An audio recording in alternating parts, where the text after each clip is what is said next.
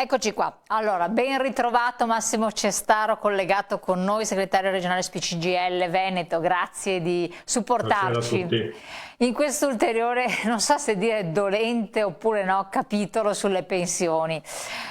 Intanto c'è stato un incontro, un avvicinamento con il governo per cercare di capire se qualcosa si può fare, quindi diamo un po' un aggiornamento, anche se tutto è in fieri, in itinere, però penso che si sia compresa qual è l'ottica di principio su cui si muove il governo o no?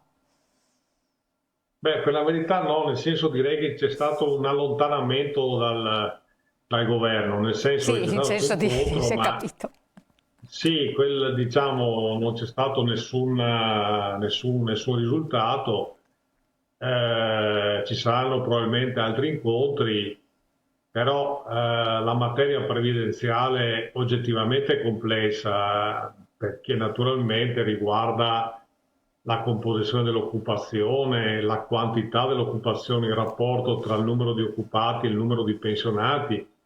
Noi abbiamo una popolazione che fortunatamente invecchia pure bene, e una popolazione, diciamo, di lavoratori attivi che tende a restringersi. Grosso modo il rapporto oggi è un lavoratore, virgola 3 per ogni pensionato, insomma, quindi un rapporto oggettivamente critico.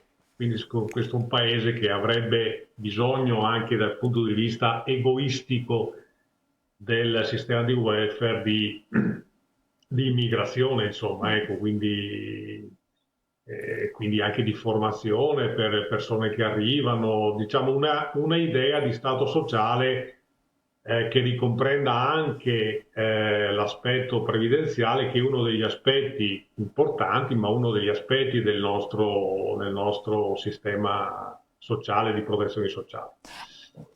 Temo che si arriverà ancora o a non far niente o qualcuno si inventerà quota 103, quota 105, 104, queste cose qua. Sta di fatto però che se non c'è nessun intervento a partire dal 1° gennaio 2024 ritornerà la Fornero a pieno regime, insomma, ecco la faccia di tutti quelli che ha detto bisogna cambiare la Fornero, modificare la Fornero. Ma come le Rischieremo di avere ragioni, ancora. cioè è complicato attuare una riforma delle pensioni senza dubbio. Le ragioni sono sostanzialmente di carattere economico. Assolutamente sì, nel senso che appunto se non si allarga la base produttiva, che tradotto significa il numero degli occupati, e se gli occupati che ci sono hanno dei lavori discontinui, precari, saltuari, intermittenti, considerando che ormai il nostro sistema previdenziale è costruito col criterio contributivo, cioè con il trattamento pensionistico è costruito sulla base dei contributi effettivamente versati durante tutta la vita lavorativa. Se questa vita lavorativa è una vita discontinua, intermittente, precaria, saltuaria, eccetera, è evidente che il trattamento pensionistico di quella persona di quel lavoratore sarà un trattamento risibile, ma complessivamente il sistema previdenziale rischia di non reggere. Quindi il tema è complicato. L'impressione che abbiamo è che questo governo non abbia, e non è un giudizio politico, insomma, quelli abbiamo già dati, ma non abbia le competenze per affrontare una materia delicata come quella del sistema, come quella che è il sistema previdenziale, insomma, perché siamo prima dell'estate ormai e quindi diciamo dovrebbero aver messo già a disposizione alcune idee in modo tale, diciamo, da poterci lavorare per l'autunno e arrivare poi al 1° gennaio del 24 con una nuova idea del sistema previdenziale. Ci pare di capire che non ci sia niente di tutto questo. L'incontro dell'altro giorno di ieri è stato un incontro sostanzialmente nullo, senza nessuna idea, senza nessun risultato e insomma, ecco, staremo a vedere cosa succede.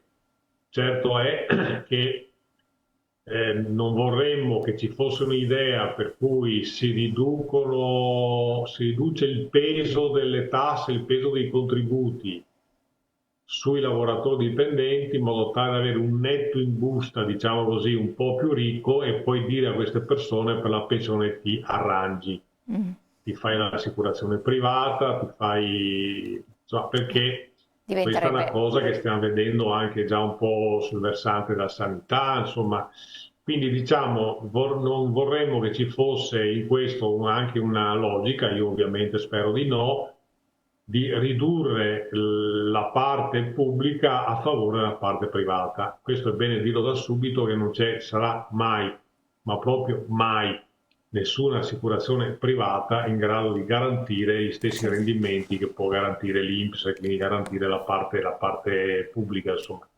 Chi pensa a questo pensa a un mondo che non c'è, insomma, ecco.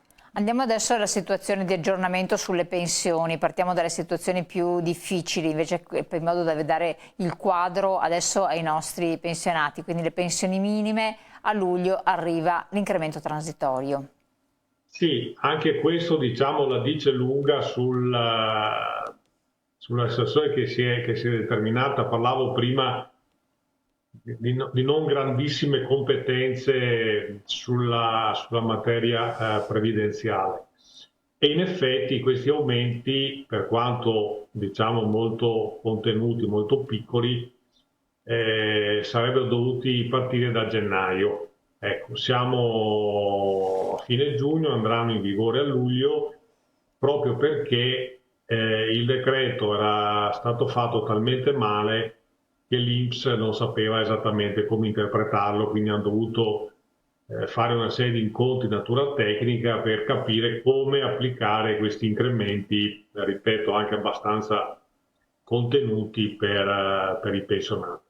Allora, succede questo, che oltre all'incremento che è partito dal 1° gennaio del 23, però quello legato all'inflazione, cioè che il 7,3% che ha interessato integralmente le pensioni fino a 4 volte il minimo e poi a ridursi man mano che aumentava la pensione, oltre a questo 7,3%, per le pensioni minime e quindi per i trattamenti minimi, l'incremento è dell'1,5 per i pensionati fino a 75 anni, quindi vedete con un incremento mensile di 8,46 euro e del 6,4% per gli over 75.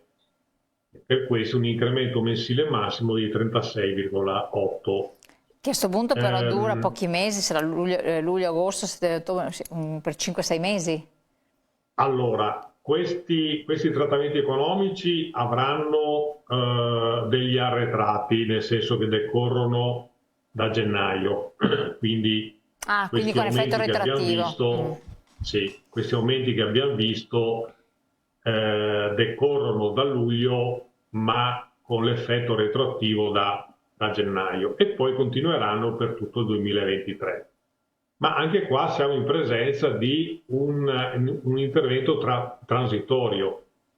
Anche qua, vede, adesso non voglio buttarla in politica perché insomma stiamo parlando diciamo, dei trattamenti economici delle persone, quindi non è mai giusto fare speculazioni, però lei si ricorderà, i telespettatori si ricorderanno che in particolar modo da Forza Italia, ma anche dalla Lega, insomma, c'era questa narrazione per cui si sarebbero portate le pensioni minime a 600 euro, poi c'era chi aveva in mente di portare le pensioni minime a 1000 euro, però insomma, mi pare che sia passata di moda. Quindi c'era questa cosa insomma dei 600 euro. Se possiamo vedere la slide successiva, quella che abbiamo visto, sì. Eccolo qua. Eccolo qua. Si vede che questi 600 euro, che poi è l'ultima riga, sono 5,99,82, ma diciamo 600 euro, in realtà riguardano i pensionati con i trattamenti minimi che hanno un'età superiore ai 75 anni ed è relativa solamente al 2023. L'impressione che abbiamo è che sia una risposta alla propaganda politica, insomma, perché l'idea era 600 pensioni minime 600 euro, in realtà non è così, nel senso che sono 600 euro per i pensionati over 75 e solamente per il 2023, e poi il 2024 non sappiamo cosa succederà. Lì ci sarà ancora un adeguamento sicuramente per il dato inflattivo.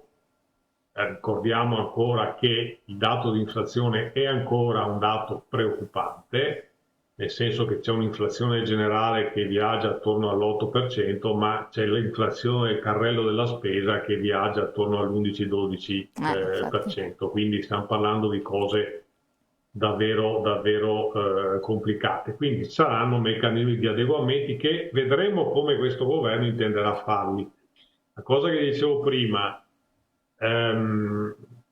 trattare la materia pensionistica è cosa oggettivamente complicata, insomma, perché riguarda le pensioni in essere, in moltissimi casi riguarda, diciamo, trattamenti economici che sono appena al di sopra della soglia di povertà, e quindi devi capire che tipo di risposte dai a questo, devi fare i conti con la fiscalità, perché anche qua è evidente che se questo governo volesse mettere mano all'evasione fiscale contributiva per rimanere solo quella fiscale, i calcoli dicono che ci sono circa 100 miliardi di evasione fiscale all'anno, e penso che tutti noi possiamo avere un'idea di cosa si potrebbe fare con quei soldi se questi fossero disponibili per lo Stato, per le attività di protezione sociale di cui tanti cittadini ha bisogno.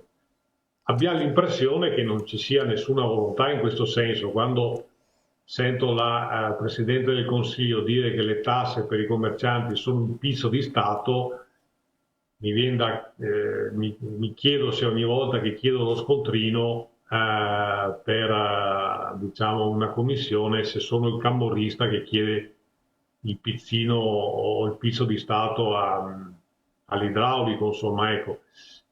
Diciamo c'è un'idea di tenere distanti le politiche che riguardano, insomma, l'aggressione dell'evasione fiscale e contributiva. Adesso dico questa cosa per dire che il tema previdenziale riguarda appunto i trattamenti pensionistici minimi, riguarda, come dicevo prima, la base occupazionale, cioè il bacino di lavoratori nei quali interviene il sistema previdenziale e assistenziale, la qualità della contribuzione, la qualità del lavoro.